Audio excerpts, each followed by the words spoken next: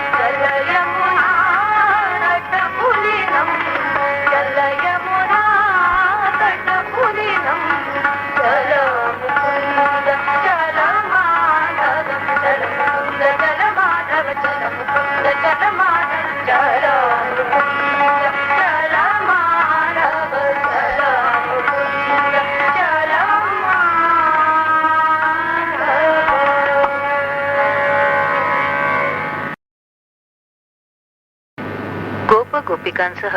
जलक्रीडा वनक्रीडा रंगता रंगता माधवाच्या खोड्याही वाढू लागल्या आहेत. त्रासलेल्या गवळणी यशोदेकडे येऊन खट्याळ कान्ह्याची गाऱ्हाणी सांगताहेत. त्याला चांगली कडक शिक्षा करून वठणीवर आण असं म्हणताहेत.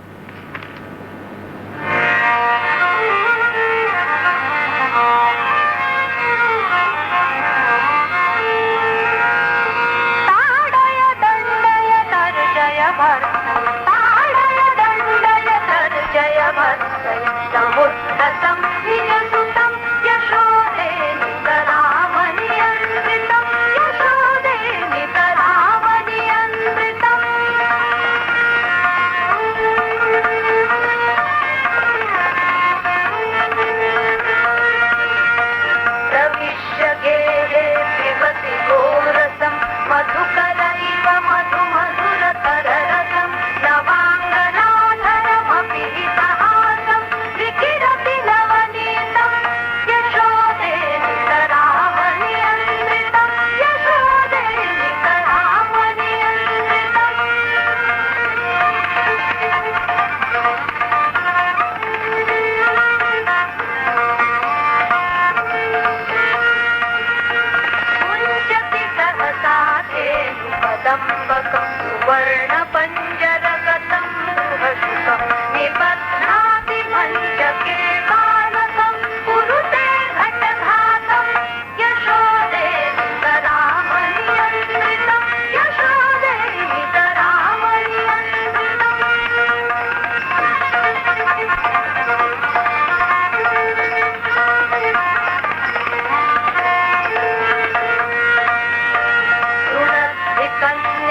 वदनं सहेलं विनक्ति शीर्षै कुम्भं सजलं छिनक्ति माल्यं मधुरपरिमलं समुपहसति सततं यशोदे नितरामनियन्त्रितं यशोदे नितरामनियन्त्रितम्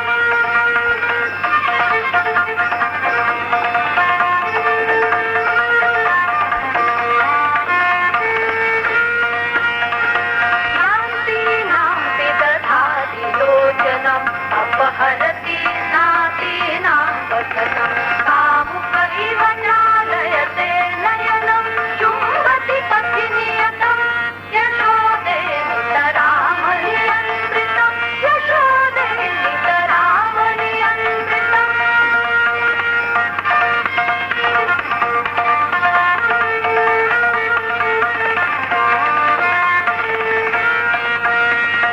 प्रेषय पठितुं तमै गुरुकुलं दुर्ललितं निजसुतं चञ्चलं तन्त्रादितमिव तेन गोकुलं गुरुकुरुसुतं स्मृतं यशोदे नितरामनियन्त्रितं यशोदे नितरामनियन्त्रितम् ताडय दण्डय सर्जय भर्जय ताडय दण्डय सर्जय भर्जय समुद्धतं निजसुतं यशोदे नितरामनियन्त्रितं यशोदे नितरामनियन्त्रितं यशोदे नितरामनियन्त्रितम्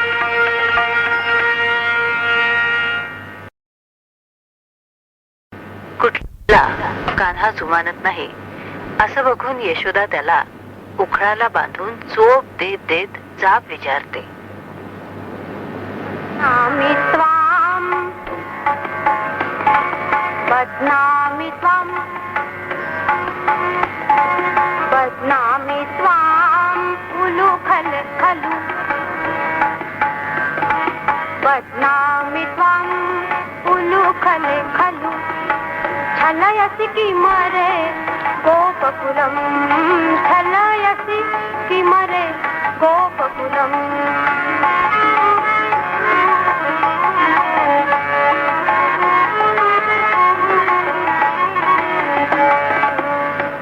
जनकण्टको कुतो बलानां सजलघटानपि खण्डयसे दधिमधु दुग्धं नवनवनीतं गोपालानां चोरयसे श्वैदानं कर्मफलं छलयसि किमरे गोपकुलं छलयसि किमरे गोपकुलम्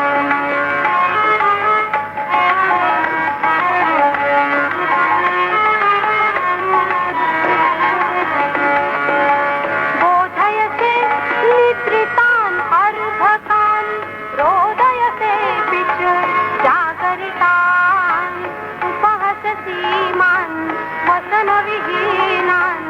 यमुनामग्नान् युवतिगणान् भोक्तव्यं दुष्कर्मफलं छलयसि किमरे गोपकुलं छलयसि किमरे गोपकुलम्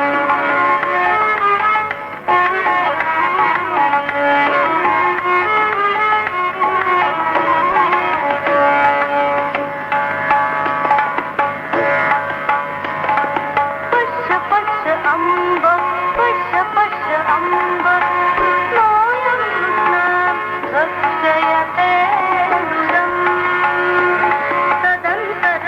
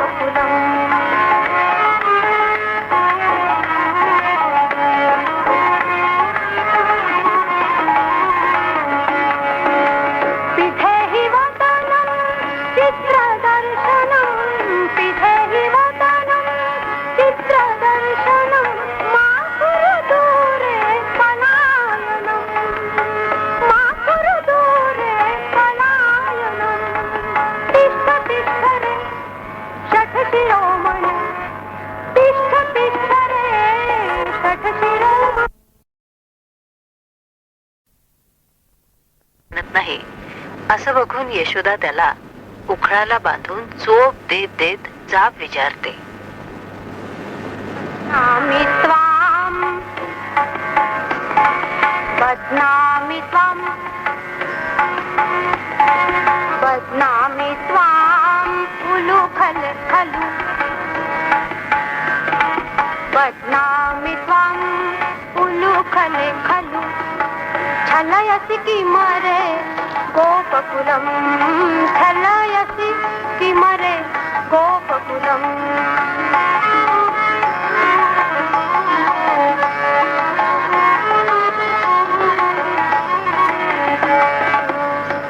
जनकण्टको कुतो बलानां सजलघटानपि खण्डयसे दधिमधु दुग्धं नवनवनीतं गोपालानां चोरयसे श्वैदानं कर्मफलं छलयसि किमरे गोपकुलं छलयसि किमरे गोपकुलम्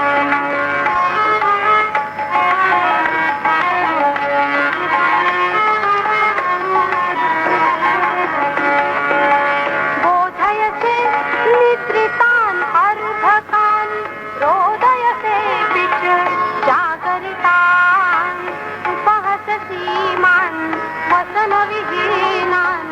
यमुनामग्नान् युवतिगणान् भोक्तव्यं दुष्कर्मफलं छलयसि किमरे गोपकुलं छलयसि किमरे गोपकुलम्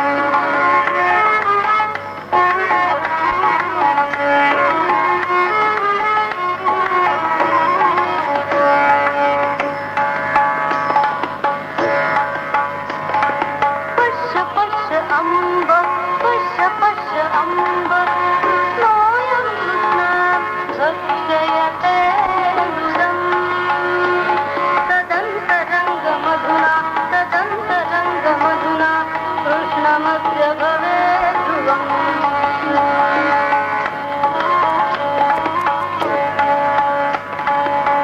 किम्रे घस्मरो मृदमपि खादसि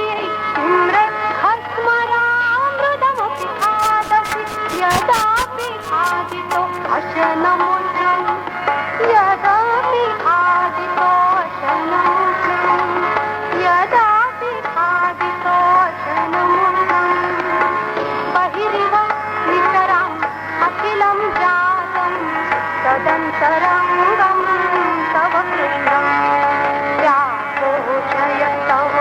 मुखकमलं छलयसि किमरे गोपकुलं छलयसि किमरे गोपकुलम्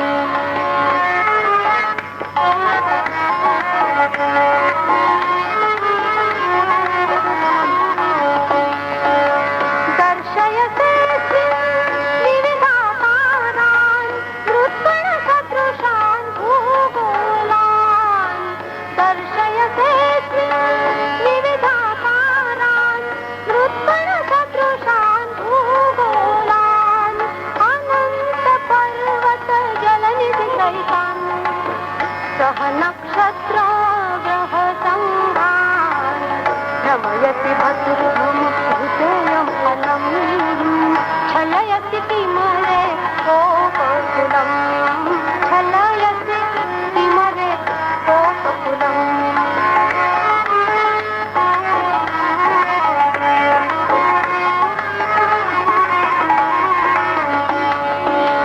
पिधेहि वदनं चित्रदर्शनं पिधेहि वदनं चित्रदर्शनं मा कुरु दूरे पलायनं मा कुरु दूरे पलायनं तिष्ठ तिष्ठ रे षट्शिरोमणे तिष्ठ तिष्ठ रे षट्शिरोमणे कल्पयामि तव बन्धनम् एकदेव तव कर्मफलं छलयसि किमरे गोपकुलं छलयसि किमरे गोपकुलं बध्ना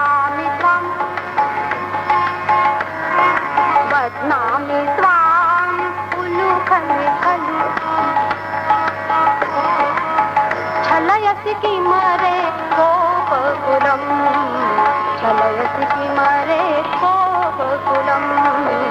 छलयसि किमरे गोपकुलम् छलयसि किमरे